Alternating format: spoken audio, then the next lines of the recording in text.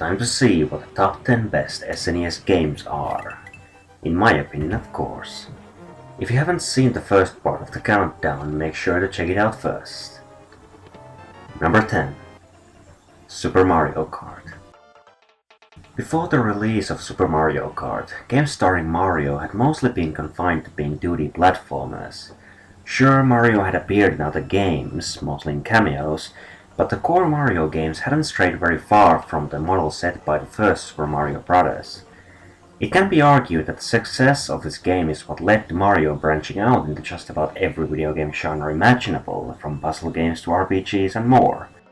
Super Mario Kart is also seen as the game that began the kart racing subgenre, leading to other developers trying to match its success with kart games of their own.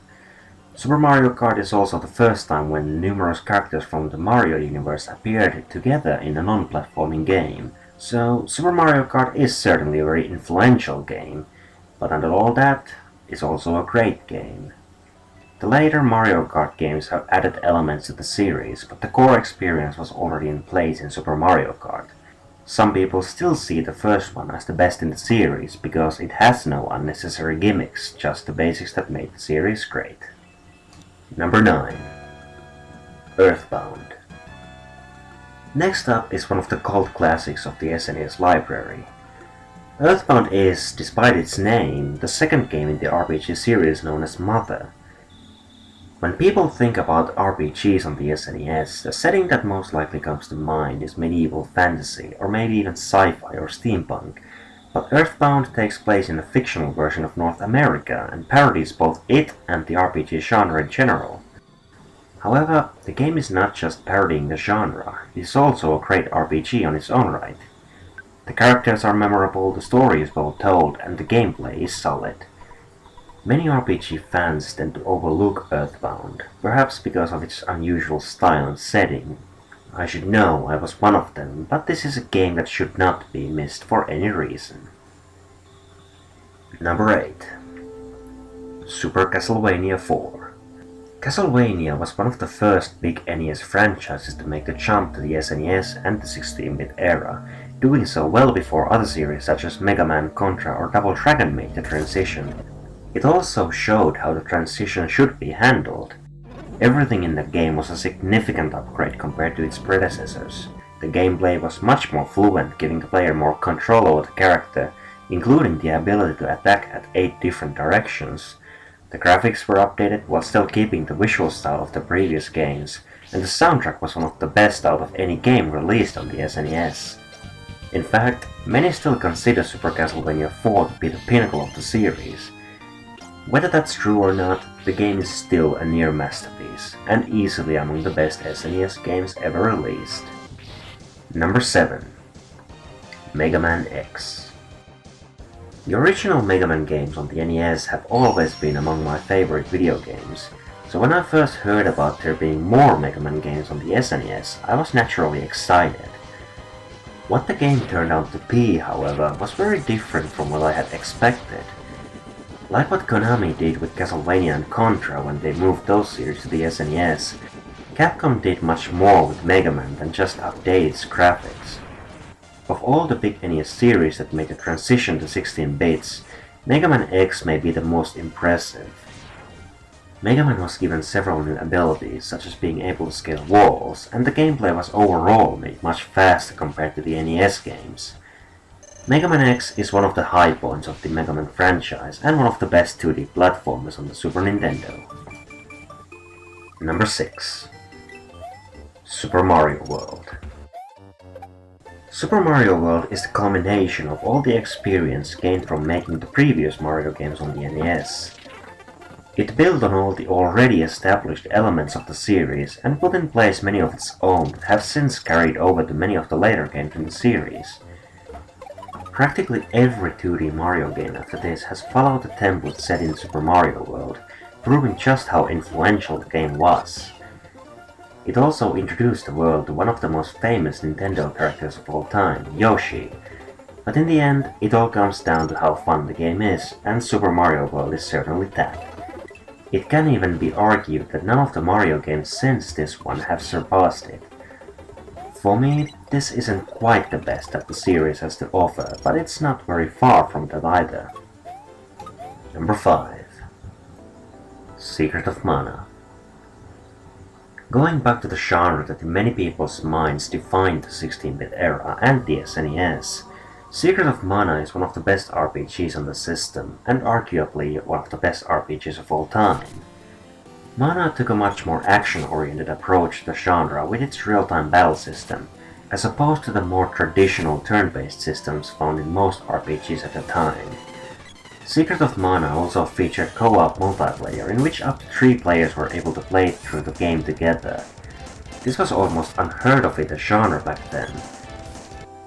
Added to this was an engrossing story, a vast world to explore, and surprisingly interesting characters, all of which made Secret of Mana a genuine masterpiece, and one of Squaresoft's crowning achievements on the SNES. Number 4. Chrono Trigger. Chrono Trigger is one of those games that really seem to stick in people's minds no matter how much time passes. Of course, there's a reason why people remember this game. Chrono Trigger was born from collaboration between the people responsible for creating both the Final Fantasy and Dragon Quest series. This included people like Hironobu Sakaguchi, Yuji Horii, and Akira Toriyama, just to name a few. The soundtrack created by Yasunori Mitsuda is still among the best ever created for a video game, and has more than stood the test of time. The story does make use of a lot of traditional RPG clichés, but manages to do so in a way that works, creating a very captivating story in the process.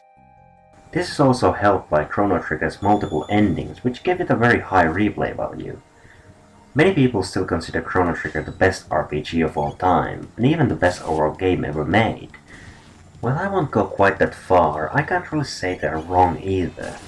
Chrono Trigger is a masterpiece, plain and simple. Number 3. Legend of Zelda: A Link to the Past. The Legend of Zelda series was still only 5 years and 2 games old at the time A Link to the Past was released. The first game on the NES set the basic template that most of the games in the series would go on to follow, and the second would experiment in gameplay style and elements. A Link to the Past then returned to the style of the first game, and in my opinion is the first true masterpiece in the series. A Link to the Past was bigger than the previous games in the series, the story was much more complex, and naturally the technical aspects were greatly improved thanks to the SNES hardware. It also had not just one, but 2 distinct worlds for the player to explore, and the players were required to make use of the way the 2 worlds interacted with each other to make progress in the story. So while on the surface the game was still a fairly simple action-heavy adventure, but after you played for a while the intricacies of the game began to surface. No matter how you look at it, this is the game that cemented the series' status as one of gaming's greats. Number 2. Super Metroid. The Metroid series has never been quite at the same level as Mario and Zelda when it comes to sales and mainstream recognition. This can be seen just by looking at the number of games released on each of the series. At times, the gap between new home console Metroid games has grown up to 8 years, and the series has even skipped the whole console generation with the N64. However, when Nintendo has brought a new Metroid game to a home console, the end result has often been one of the best games on that console, and Super Metroid is a prime example of just that kind of a game. The original Metroid, while a groundbreaking game at the time, hasn't really aged all that well. It still has a certain charm, but these days it is mostly a curiosity. Super Metroid, on the other hand, hasn't suffered at all over time. It is still as good as it was in '94 when it was released. The visuals still look great, the music is outstanding, and the gameplay is as fast and crisp as anything released before or since. In addition, the atmosphere the game creates through clever use of visuals, music and sound effects is still among the most effective in any video game, as long as the player is willing to immerse themselves in the game. As far as action platformers go, Super Metroid has very few equals. Number 1. Final Fantasy VI. As I mentioned earlier, the genre that in many people's minds defined the 16-bit era and the SNES was RPG, and in my opinion the best RPG that the generation brought to us was Final Fantasy VI, or 3 as it was originally called in the West. By this point many of the elements that Final Fantasy is known for were already in place. A long, engaging story full of twists and turns, memorable characters, both good and evil, summons, chocobos, moogles, airships, and of course some of the best music ever composed for video games. Final Fantasy VI has all of these elements and then some. The game is full of moments that have stayed with players long after they first experienced them. The opera scene, the poisoning of Doma, the opening walk through the snowfields, the apocalypse, and countless more were etched in players' minds. For many, Final Fantasy VI is still the best game in the series to date, which is certainly no small feat.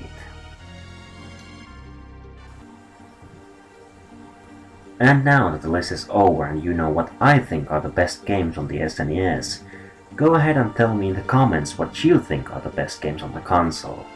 What do you think should be number 1, and what did I leave out in your opinion? I know everyone's list is going to be different, so don't get angry if your favorite game didn't make it in the list, or if the games are not in the right order in your opinion.